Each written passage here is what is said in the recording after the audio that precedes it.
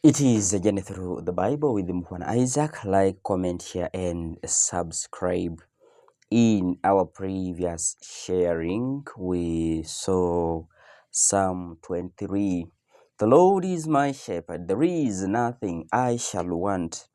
A psalm which reminds us that in all our dealings, we need and depend on the Lord. And it was a connection of Psalm 15, which told us that we bring sorrows to ourselves whenever we push God outside. You are in the room, you say, God, first get out. Yes. And maybe you are doing something, you put God outside what you are doing. You bring sorrows to yourself every time you put God outside your life. And we saw that very, very well. Today, I want us to continue with Psalm 64. I don't know which Bible you use, but myself, I do use the New Jerusalem Bible. Like, comment, share, and subscribe. Since our God is good, is so good, and we should of course thank Him. We should really mean what we say in our thanksgiving. It's just like with our friends. You find someone says, "You are my friend. I love you. I like you. I like everything about you." But deep inside your heart, deep inside their heart, they are not meaning what they are saying. You see, and that is why we've had cases of people succumbing, people dying. This one, you find a so close friend has murdered a friend. A brother has murdered a brother simply because we say, yes, you are my brother, I love you, it's okay. You find a parent killing a what? A child. So likewise, when we say we love God, when we say, God, thank you for what you've done for us, we should mean it.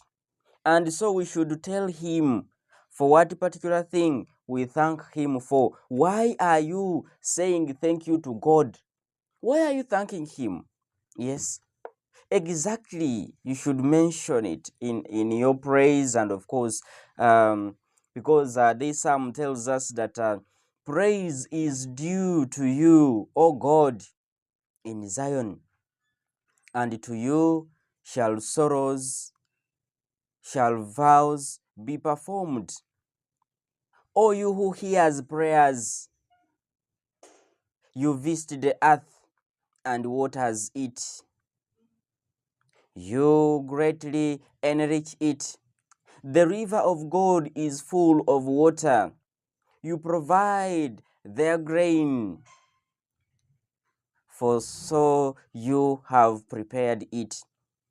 You waters its furrows abundantly, setting its ridges. You crown the year with your bounty. The tracks of your chariots deep with fatness. The pastures of the wilderness drip. The hills guard themselves with joy. The meadows clothe themselves with flocks.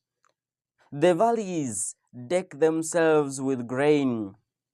They shout and sing together for joy. That is Psalm 64. And connecting this to this Psalm 45, where God has shown His power and goodness to us so often. We have plenty of reasons for trusting Him surely.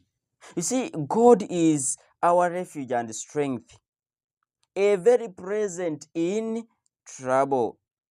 Therefore, we will not fear, though the earth should change, though the earth should quake, though the people we trust should change, though our parents should betray us, though its waters roar and foam. Though the mountains tremble with its tumult, though the people around us betray us and mention a number of words, different words, though the people we trusted so much change, we should remain faithful. We should continuously trust the Lord. And I want to tell you, my esteemed viewer, that this God is present. He is with us. Remember when I introduced the book of Psalms, I mentioned of the book of God is people of all times. It is not a book of the Old Testament. If you went to the Catholic Church, every day Psalms are taken. After first reading, Psalms are taken. In some churches within the Catholic Church, they are chanted, they are sung, and this is common on Sundays. If you went to YouTube channels, you will find psalms every day, the responsorial psalm chanted. There are people who are also doing that in music form. It is one of the beautiful prayers we have of the church. And these psalms, like you see them, they are attributed, of course, to David, but of course, not all of them were written by David. I've always introduced that this psalm was written by David. This is what David intended. This is what the writer intended. Now, the writer of Psalm 64 had a mind behind of thanksgiving. You thank God with a clear heart. And also, the writer had a mind of of punishing for slanderers, those who slander others. And of course, it's David who wrote this very psalm. Thank you for loving a journey through the Bible. Continue following these episodes. You may share with a friend, a brother, a family member, such that we may continue journeying together as believers. Like, comment, share, and subscribe. And that brings us to today's episode. I have been Mukhwana Isaac with the journey through the Bible. We'll link up tomorrow when we will be looking at Psalm 33. Be blessed.